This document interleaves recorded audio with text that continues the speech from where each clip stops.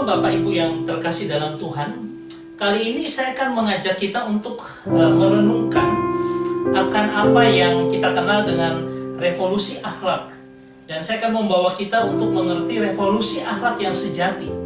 Bagian pertama kita akan mendapat pengertian dan hakikatnya dalam kehidupan kita seperti apa. Coba kita bertanya dulu tentang apa poin daripada revolusi akhlak ini. Apakah akhlak itu? Atau kita bertanya, apakah revolusi itu? Ya, kalau dalam kamus besar bahasa Indonesia dikatakan akhlak itu adalah budi pekerti, kelakuan, sikap-sikap norma yang ada dalam kehidupan kita. Nah, kalau dalam republika.co.id Jakarta dinyatakan bahwa yaitu suatu keadaan yang melekat pada jiwa manusia yang daripadanya lahir perbuatan-perbuatan. Artinya sesuatu yang ada di dalam jiwa dulu. Nah, dia tinggal keluar dalam perbuatan. Lalu apa revolusi? Revolusi adalah sesuatu yang proses yang cepat terjadi. Dan ini menjadi masalah adalah apakah kita bisa begitu cepat memproses sebuah akhlak untuk menjadi baik. Nah, nanti kita akan melihat. Tetapi mau saya katakan ada satu masalah yang kita hadapi, yaitu apa? Yaitu bahwa akhlak kita ini sudah rusak. Karena kejatuhan manusia dalam dosa, sehingga membuat akhlak jiwa yang harusnya murni dan bersih, ini menjadi rusak total. Sehingga ini menjadi masalah besar dalam kehidupan kita manusia. Nah, ini yang akan kita renungkan bersama. Tapi sebelumnya, saya akan mengajak kita untuk melihat sebuah video klip tentang bagaimana Adam dan Hawa yang mereka alami di Taman Eden. Ketika Hawa diperhadapkan pada sebuah pohon pengetahuan tentang baik dan jahat, dan karena dibujuk untuk punya keinginan menjadi sama seperti Allah, ketika iblis menipu Hawa sedemikian, Hawa mulai tergerak untuk bisa mau menjadi seperti Allah, dan dia mengambil buah dari pohon itu. Dan akhirnya dia memakannya.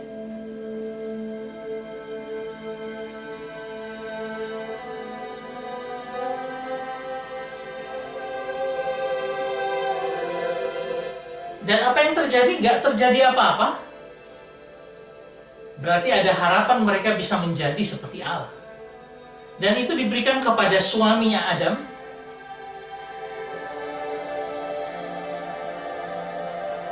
Ketika Adam memakannya, tiba-tiba Adam menyadari ada sesuatu yang berbeda. Seperti sesuatu yang hilang. Kemuliaan, kehormatan yang diberikan Allah kepada manusia menjadi hilang.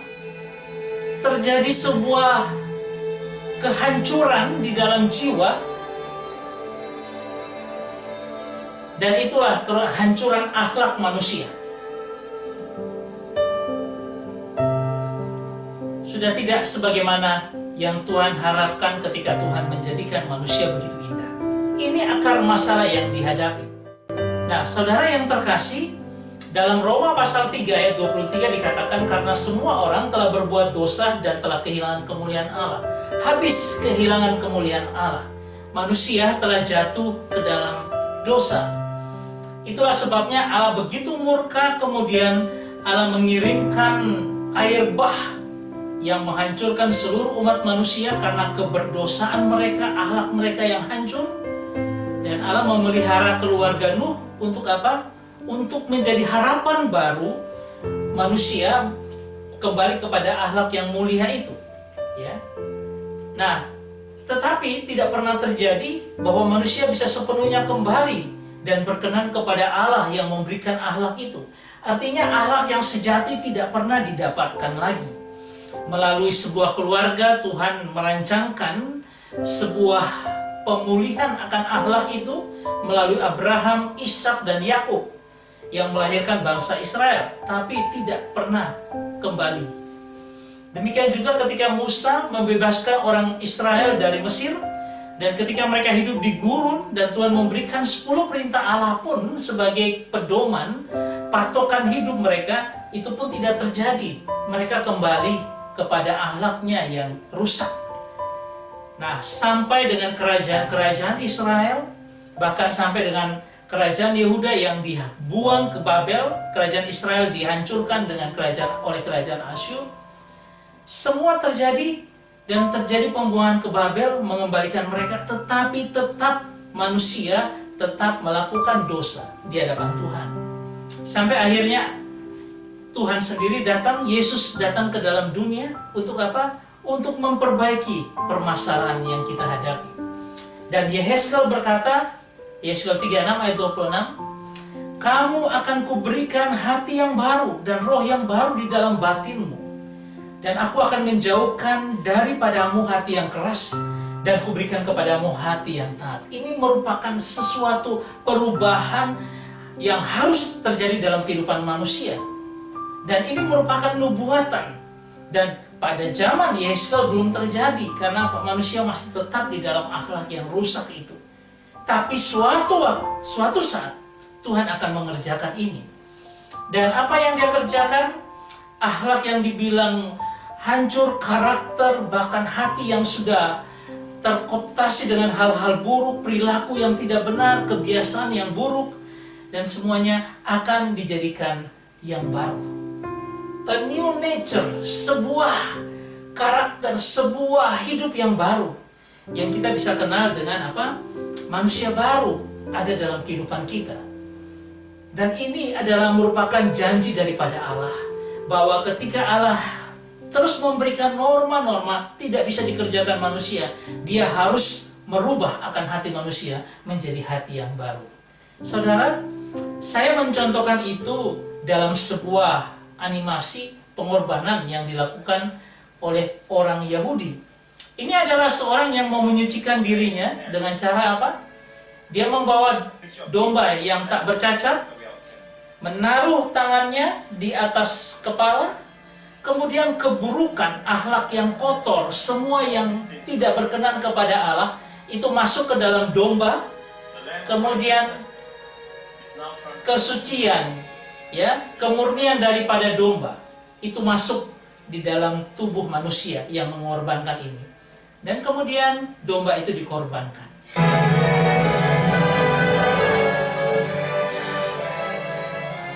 Dan itu dinyatakan oleh Tuhan Yesus ketika dia menjadi anak domba Allah. Dia menjadi korban yang sempurna untuk apa? Untuk semua dosa isi dunia masuk di dalam dirinya ketika dia menebus manusia di kayu salib. Dosa, condemnation, pemberontakan kita, ya, ataupun curse, sickness, death, kematian kita, semua dosa dan hal buruk akhlak kita, semua yang buruk ditanggung oleh Yesus di atas kayu salib untuk kita. Dan semua itu masuk ke dalam tubuhnya.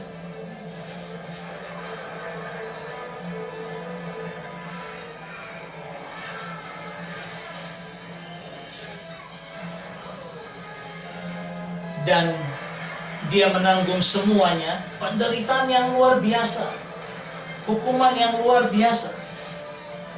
Dia terhitung sebagai orang terkutuk karena menanggung segala dosa manusia.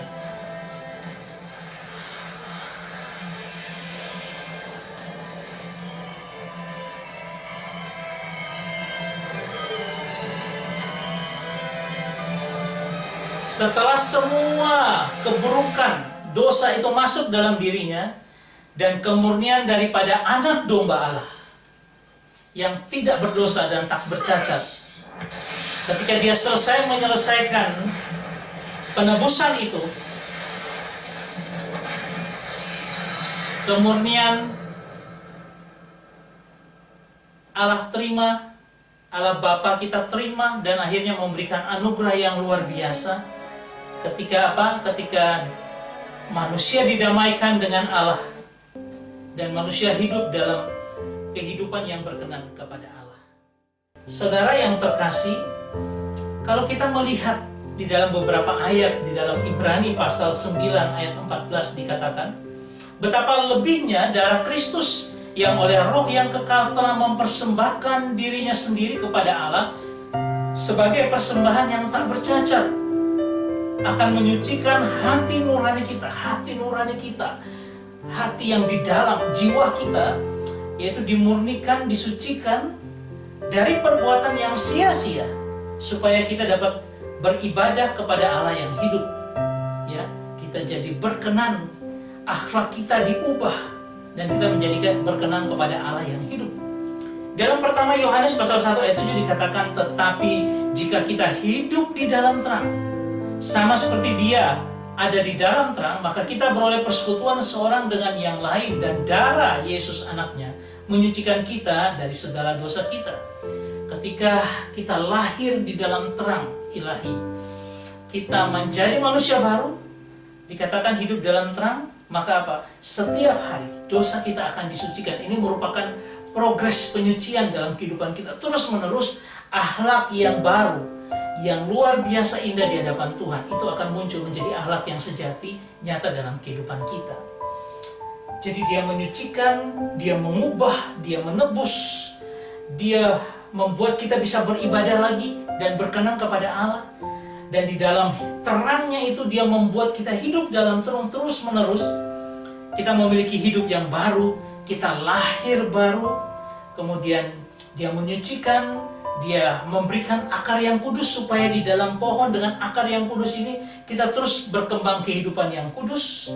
Kemudian perilaku baik itu akan lahir dari perbuatan kita, dan kemudian budi pekerti luhur itu akan ada nyata dalam kehidupan kita. Saudara, semua yang kita bisa lihat ini akan nyata ketika apa? Ketika kita datang kepada Kristus. Dia menyucikan kita, Dia mengubah kita menjadi hati yang baru. Dan disitulah hati yang taat kepada Allah akan melakukan semua hukum-hukum Tuhan. Berperilaku yang baik, budi pekerti yang luhur, akhlak yang sejati itu muncul dalam kehidupan kita. Saya berharap ini menjadi dasar untuk memberikan kita pengenalan akan akhlak yang sejati di dalam Kristus itu seperti apa. Dan kita akan masuk pada bagian yang selanjutnya. Saya berharap kita semua dapat melihatnya, supaya menjadi sebuah pemahaman kita tentang akhlak yang sejati di dalam Kristus. Tuhan memberkati kita semua. Amin.